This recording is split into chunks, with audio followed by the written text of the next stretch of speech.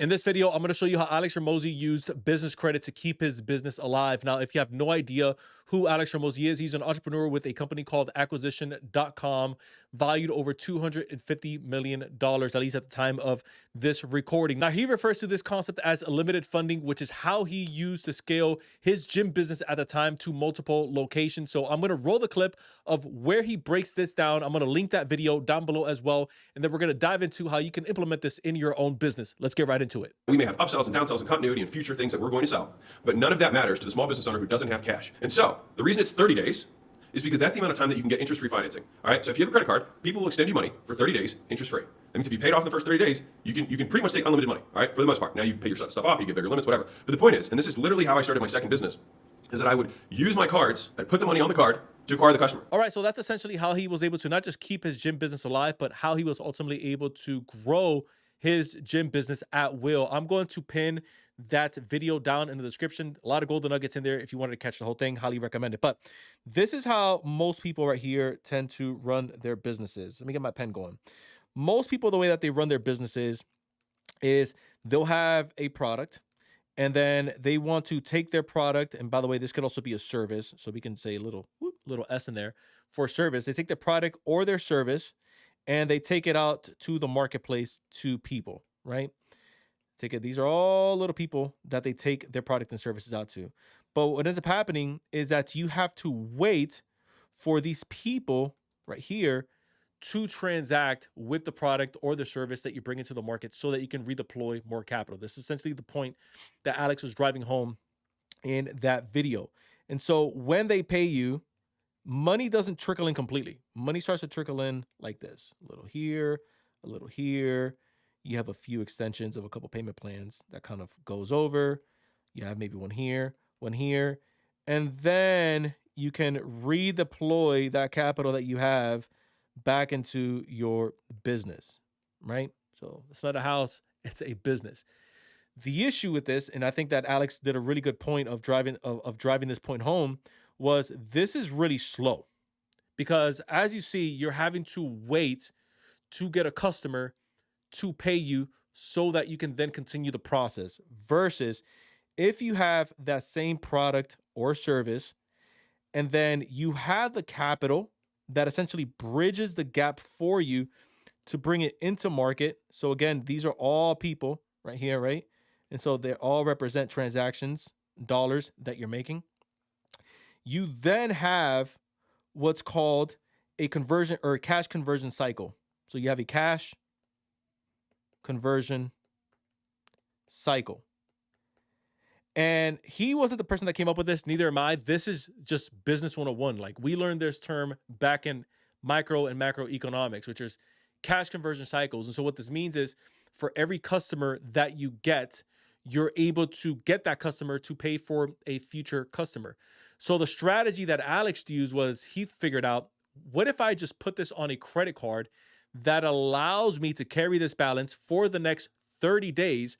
So instead of having to wait for these customers to pay me, I can just front load, and I'm going to just use a number here. This isn't what he used. He used more than this, but I'm going to use 10K from that limit that I have to front load all of my marketing so that I can get those customers that are going to be coming in from the eyeballs that I'm converting into paying customers, so that they can then liquidate the spend that I have. They're now inside of my database, inside of my ecosystem, and I can then upsell them, cross-sell them, downsell them, if they qualify for maybe a lower tier package, whatever that is. And by the way, this isn't just for service-based businesses. I'm just giving you the example based on the video. Really quickly, if you're looking to get access to business capital in a predictable and sustainable way, the same way that Alex did, so that you can continue to grow your business and your operations, tap where it says InsideInnerCircle.com, pinned as the first comment. Book a call with our team. We'll take a deep dive where you're at, where you're looking to go, and see how we can help you get there.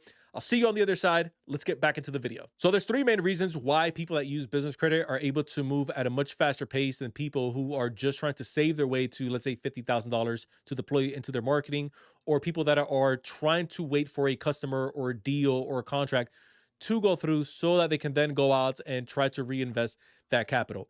I'm going to use a page from Alex's book, which is what he mentions here, which is he used the front end acquisition to pay for future customers. Here's what that means. Rather than you staying there and waiting. Let me go out, let me put $10,000 of my own money into a marketing campaign, and then let me wait to see how many contracts I can pick up, whether again it's service based, whether it's brick and mortar, like whatever it is, insert your business. By the way, this is agnostic. This works for any business across the board. He said, let me use the capital that I already have access to that isn't from my own cash reserves so that I can accelerate this process. Now, is there an aspect of risk to this? 100%. But if you're in real estate, if you're in business, if you're in the stock market, if you're in the banking world, if you're in the business world, if you're an entrepreneur, like you're in the risk game. The whole point of this is that you want to play you want to play with the capital that you have, which with as much downside as possible. One of the ways that you do this is again what Alex used, which is front end acquisition. So he was able to essentially get the capital, and each customer that came in, that came with 2 or 3 additional customers attached to them due to some of the upsells and cross sells that he had that was cooked into the offer that he had built, it was able to pay down the bill. So everything outside of the future offers that he was making and the future deals that he would have with that same client or with that same prospect was gravy. And so this is called increasing the LTV. The second upside to using business credit versus just using your own reserves or even your personal credit cards is the following. You're able to get access to bigger capital lines, meaning if all you had in your account was 5K that you can deploy out into your business in hopes to bring you more customers, in hopes to land you a better deal, like insert whatever that outcome is that you're looking to get. But you have a 20K line and it has a 0% attached to it, meaning for the next 12 to 18 months, and this is something that Alex didn't mention, but I want to mention it on here because he was working off of 30-day cash conversion cycles, which is fantastic. For some of us, we may have a longer conversion cycle. Like if you're in real estate and you know that it maybe takes you 60 to 90 days based on where your market is to get in or out of a deal, that at that point, your cash cycle is going to be longer than 30 days. That's just the name of the game. But with business credit cards, you usually have anywhere between 9 to right around an 18-month period that you have 0% interest that you'll pay on it. So it'll just be 100% on the principal, no interest. So a real world example of this is, let's say you put $1,000 into your business from the business credit card that you have at the 0% threshold because you're still within that intro period. Typically, you'll pay anywhere between 3 to 5% of what the total balance is that you use. So let's say you use up the whole $1,000 on it, right? You're only going to be paying back right around $50 a month. Now, if obviously it takes you a little bit longer to float that bill so that on the back end, you're able to liquidate it and then sell your way out of a deal or get a customer that then pays for it, it's a win-win situation because you're just paying $50 a month.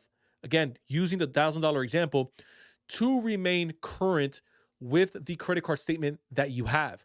If you don't have a business right now where you don't know how you're going to come up with your next deal, or you don't know how you're going to come up with your next customer, then using this type of capital strategy may not be the best approach, because this is for people like me and you who are in the business space, in the real estate space, that are looking to not just get access to capital, but also looking to take risk. The way that you build upside, meaning the way that you end up growing a business, is a direct correlation of how much downside you're able to create on the investment that you're making. That's number one. And number two, how much risk you're able to stomach during that season where you're waiting for the cash flow conversion cycle to close. The third reason why using business credit is such an accelerator is because most people rely on personal credit, especially when they're trying to get an idea off the ground or where they're kind of just dabbling around. This is an issue, and I actually see this at scale with a lot of entrepreneurs that we take on as clients, that even though they've been in business for a couple of years, they're still using personal credit. And it blows my mind, because if you have, let's say, a $50,000 project, and let's say you have a 25K line on a personal credit on one side, and you have another 25K line, a personal credit on the other side, when you go to use up either that personal credit card, that PLOC, that personal line of credit, or even a personal loan, it crushes your utilization. And so it ends up putting you into this vicious, I say, like cycle, a hamster wheel, where you have these fluctuations in your credit score, where you'll go from a 780 to a 720, 760 to a 610, to a 620, 710 to a 640. You get the point, right? And so you have to constantly wait in order for you to either close your way out of a project or to collect the funds from a customer or client that you're transacting with in order for you to pay that balance off. But the issue that ends up happening is that because your personal credit takes a hit, the double whammy that I've seen with this is that if it stays in that threshold for an extended period of time, there's no like hard rule on this, there's no hard stop, then banks hold the right to reduce your limit. And so you essentially gave your business a budget cut without you intending for it to have that cut put into place to begin with. And so one of the ways that you can, again, remove and de-risk, which is the whole point of business credit, is you want to lower the downside, which is the beautiful part about business credit, is the balance that you carry on the business credit side, whether it's a business line of credit, business credit card, short-term loan, long-term loan, whatever it is, it's not going to reflect over on the personal side unless you're defaulting. But as long as you're making those payments on time, your personal credit stays exactly where it needs to be, that 750, 780, 800 plus. And so what ends up happening is you're able to scale the capital that you have on the business credit side, essentially indefinitely, and you're able to deploy a strategy like what Alex Ramosi was able to deploy in his own business that allowed him to essentially create a cash conversion cycle cooked into his business, or really baked into his business, that allowed him to essentially tap into business funding at will. You have it. If you found value in this content, share it with an entrepreneur who you know is going to need capital to continue to scale their business and their operations. If you're looking to get access to capital in a predictable and sustainable way, I would love to connect with you. Book a call with our team down below, insideinnercircle.com. It's pinned as the first comment. We'll deep dive into your business, see where you're at and where you're looking to go, and how we can potentially help you all and partner together. If that's you and that's what you're looking for, book that call down below. Other than that, I will see you guys in the next video. Bye.